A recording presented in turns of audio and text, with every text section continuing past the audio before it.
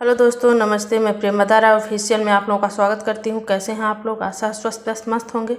और मैं आज आप लोगों को शिवरात्रि स्पेशल गीत सुनाने जा रही हूं, शिव जी के शिव विवाह गीत। तो आप लोग सुनिएगा, अच्छा लगे तो लाइक शेयर करिएगा और चैनल पे नए हो तो सब्सक्राइब कर लीजिएगा और कमेंट जरूर कीजिएगा कि हमारा गाना आप लोगों को कैसा लगा और आप लोग हमें कहाँ से सुन रहे हैं। तो धन्यवाद। कुसे के चटैया पर सुतेली गौरा दे, ईश्वर महादेव के साथ जी। कुसे के चटैया पर सुतेली गौरा दे, ईश्वर महादेव के साथ जी। घुसुक सूता ईश्वर महादेव, कसमस हमें ना सोहाय जी।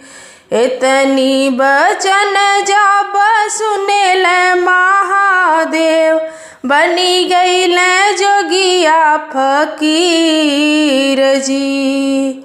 घूमत घूमत महादेव नगरी पहुँचल, चली गईल ससुर के द्वार जी।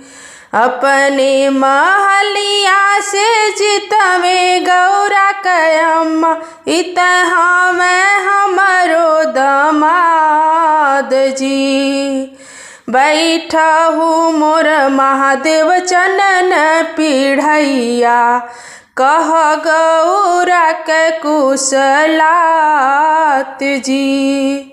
गौरा के मुँहले तो सालन भइल, हम के निकरले छठो मास जी।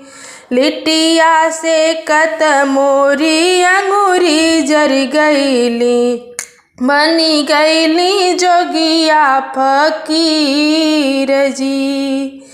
बनी गईली जोगिया फकीर जी। चुप रहा ईश्वर महादेव, दूसरी बहिनी बहिन बाड़ी जी। इतनी बचनी जब सुनेल महादेव, मन ही मने मुस्काई जी। होत भीनु सरा उठी गईल महादेव, पार्वती बियही ले जाई जी।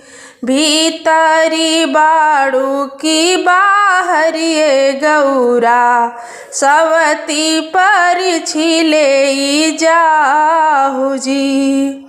सवती पर छिले ही जाहु जी।